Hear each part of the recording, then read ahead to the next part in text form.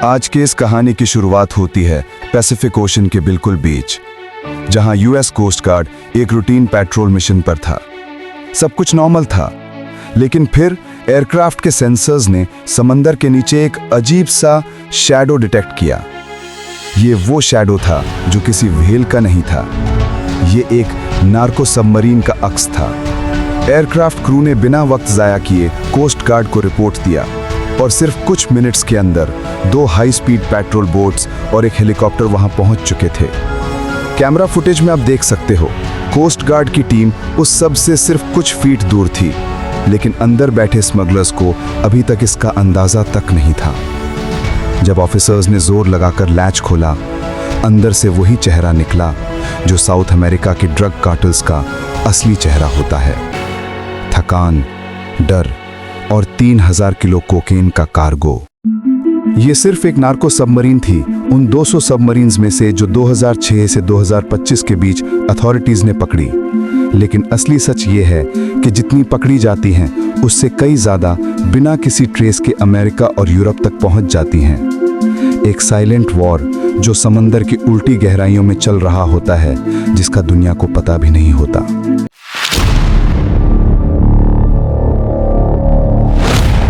दुनिया का सबसे बड़ा illegal cocaine network South America के जंगलों से शुरू होता है। कोलंबिया, पेरू और Bolivia, jointly known as the golden triangle of cocaine.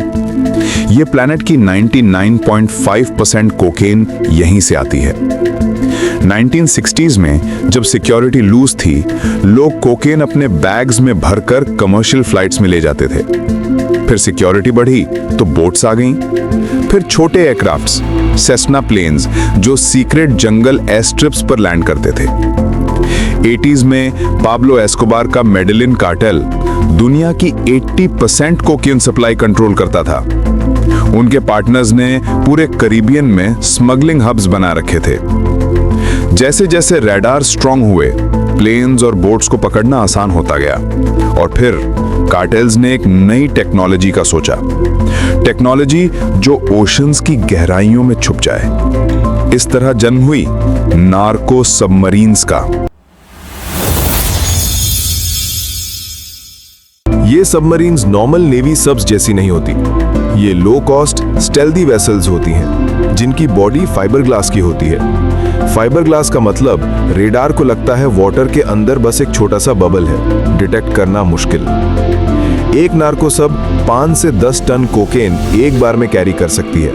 Profit hundreds of millions. 1990s के बाद पता चला कि स्मगलिंग का नया रास्ता समंदर के नीचे से गुजरता है। अगर 2006 में पहली सब ना पकड़ी जाती, शायद अथॉरिटीज को और 10 साल तक समझ ही ना आता कि ड्रग्स आ कहां से रही हैं। पानी के नीचे छुपकर चलती है, सिर्फ टॉप सरफेस दिखता है। कैपेसिटी 7 से 8 tonne. Route south to central America. Transatlantic semi submarine, 20 metre से ज्यादा बड़ी। 3 compartments, engine, crew, cargo. Fuel capacity 20,000 litres. Brazil से यूरोप तक travel possible. Snorkel sub, almost real submarine, completely underwater जा सकती है। सिर्फ एक स्नॉकल पाइप ऊपर होता है एयर के लिए। यह मॉडल आज तक समंदर में कभी पकड़ा ही नहीं गया। Electronic sub, unmanned, 12 metres long, battery powered, no crew, बिल्कुल साइलेंट, सोनार डिटेक्ट नहीं कर पाता। ये एक मदरशिप शिप के पीछे टो होती है। अगर डेंजर हो, रोप रिलीज, सब वैनिश। अथॉरिटीज ने इसको कभी एक्शन में नहीं देखा, सिर्फ जंगल में इसके अबैंडन्ड मॉडल्स मिले। क्रू के लिए एक टाइनी वॉशरूम, साइड में सोने की जगह और खाने के लिए बस एनर्जी बार्स। मिशन 10-15 दिन का होता है। गर्मी, ह्यूमिडिटी और ऑक्सीजन की कमी, ये सब बेयर करना पड़ता है।